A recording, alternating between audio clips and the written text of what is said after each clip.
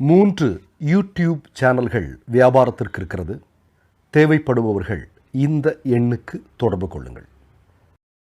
வணக்கம். இந்திய கோடீஸ்வரரான கௌதம் அதானியை இந்தியாவினுடைய பாஜகவும் அல்லது பிரதமர் மோடியும் மிகப்பெரிய அளவில் பாதுகாப்பு அரண் அமைத்து அமெரிக்காவிடமிருந்து பாதுகாத்து வருகிறது என்பதில் எந்த ஒரு சந்தேகமும் இல்லை.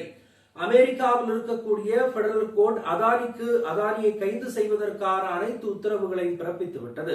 அதாவது அதானி குழுமமான கிரீன் இந்தியா மற்றும் அசூர் போன்ற திட்டங்களை வைத்து மிகப்பெரிய அளவில் குறிப்பாக சூரிய மின் திட்டங்கள், அதாவது சோலார் எனர்ஜிக்காக சாதகமான எரிசக்தி ஒப்பந்தங்களை பெறுவதற்காக இந்திய அரசு அதிகாரிகளுக்கு லஞ்சம் கொடுத்ததாக தற்போது மிகப்பெரிய அளவில் ஊழல் குற்றச்சாட்டுகள் அவர் மீது வைக்கிறது.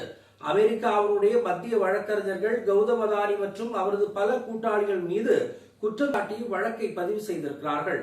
அமெரிக்காவில் முதலீட்டாளரிடமிருந்து லஞ்சம் வாங்கியதாக, அந்த லஞ்சத்தை வாங்கி ஒட்டுமொத்தமாக திட்டத்தை மறைத்ததும் இந்த குற்றச்சாட்டுகளில் அடங்கும் என்றும் தெள்ள தெளிவாக கூறியிருக்கிறது.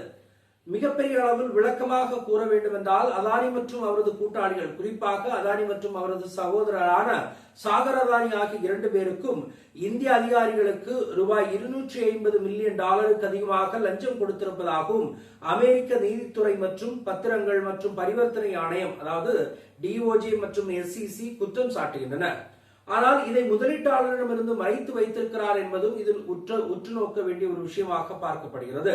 நியூயார்க் பங்குச்சந்தையில் வர்த்தகம் செய்யப்படும் நிறுவனங்கள் உட்பட அதானியின் நிறுவனங்களில் வாங்கிய முதலீட்டாளரிடமிருந்து லஞ்சத்தை மறைப்பது இந்த திட்டத்தில் உள்ளதாக கூறப்படுகிறது.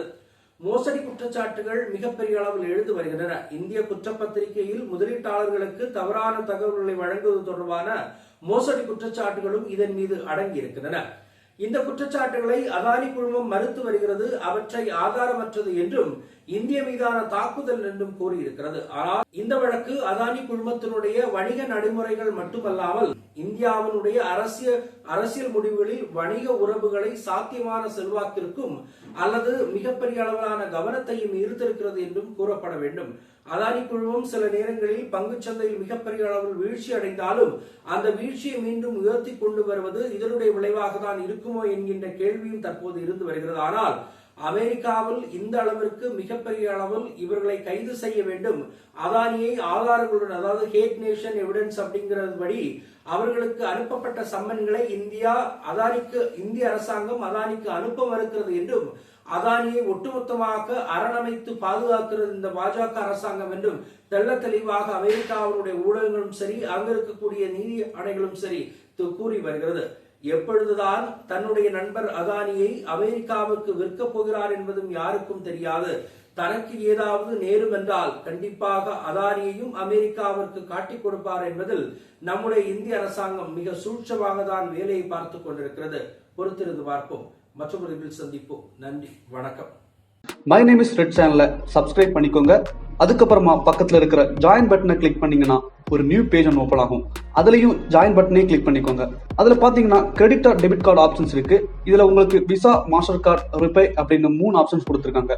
அதுல நீங்க எந்த கார்டு சூஸ் பண்றீங்களோ அந்த கார்டோட நம்பர் என்டர் பண்ணிக்கோங்க. அப்புறமா கார்டோட வேலிடிட்டி மந்த் அண்ட் இயரை டைப் பண்ணிக்கோங்க. அடுத்தபடியா உங்க கார்டோட பின்னால சிவிசி கோடுன்னு சொல்லிட்டு 3 நம்பர்ஸ் கொடுத்துருப்பாங்க. அந்த நம்பர் இதுல என்டர் பண்ணிக்கோங்க. அப்புறமா அட்ரஸ் அண்ட் இன்ஃபர்மேஷன் என்டர் பண்ணிட்டு பைங்கிற பட்டனை கிளிக் பண்ணிக்கோங்க. ஒருவேளை உங்க கார்டு நம்பர் இன்வாலிட்னு காமிச்சிச்சுன்னா உங்க கார்டுல இன்டர்நேஷனல் யூசேஜை எனேபிள் பண்ணுங்க.